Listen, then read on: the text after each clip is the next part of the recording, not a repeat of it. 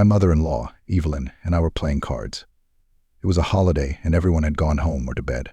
Evelyn and I stayed at the table, enjoying a quiet game of cards. At first, nothing hinted at how the evening would unfold. The mood was light and playful. Evelyn sat across from me, cross-legged. I couldn't help but notice how graceful her legs looked. Of course, it wasn't against the law to admire beautiful legs, but I felt a pang of guilt for staring at them for too long.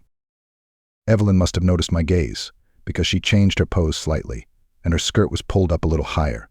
I felt my face heat up, and I quickly shifted my gaze to the cards, chastising myself for the immodest thoughts that flashed through my mind. But then a bold idea popped into my head. We were alone in the gazebo. My wife, Grace, was sound asleep, the children had gone to bed, and the dishes were washed. No one could see what we were doing. I decided to propose something bold. "Let's make this game a little more interesting," I said with a smirk. "How about a game of strip cards?" Evelyn's eyes widened slightly, the boldness of the suggestion taking her by surprise. "It's not every day I play strip cards with my brother-in-law, Ethan," she replied, her tone teasing yet hesitant.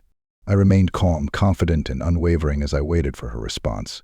Her brightly painted eyes sparkled as she winked and said, "Okay, but don't expect me to end up without pants." I grinned, knowing I was good at cards. We started the game. I won the first round. Evelyn took off one of her shoes and tossed it to the side. She laughed lightly, keeping up the playful mood. In the second round, I won again. This time she took off her second shoe, exposing her toes.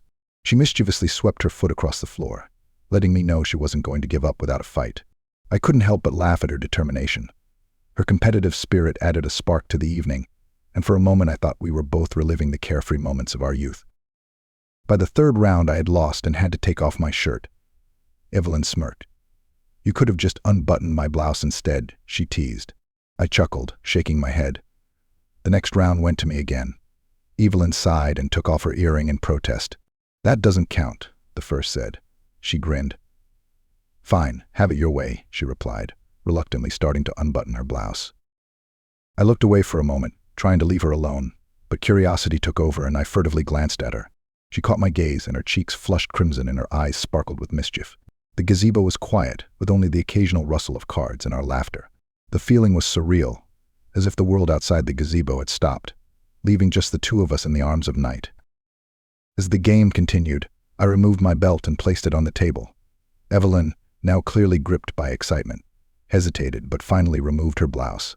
Her cheeks flamed and her eyes glistened brightly, a mixture of embarrassment and delight. Every action was like a statement, an acknowledgement of the strange but exciting bond that had developed between us. The tension between us was becoming more and more palpable. The card game had become more than a playful pastime. Nevertheless, there was an unspoken agreement that neither of us would overstep certain boundaries. Despite the growing tension, the game remained just a game. Yet every movement, every glance, every shared laugh deepened the intrigue swirling between us, keeping us from focusing on the cards alone. The night air was heavy as we continued to play, peeling away layers of clothing and pretense with each round, leaving only the laughter and awe of the moment. The soft light of the moon filtered through the wooden slats of the gazebo, casting faint shadows that seemed to dance to the rhythm of our shared amusement. The longer the game went on, the more it resembled a dream from which neither of us wanted to emerge too soon. As the clock passed midnight, the quiet sanctuary of the gazebo became the backdrop for a night of unexpected vulnerability and adventure. Evelyn's laughter echoed softly, carrying an air of freedom and frivolity. Her eyes met mine, and for a fleeting moment I thought we understood each other in a way that words could never express.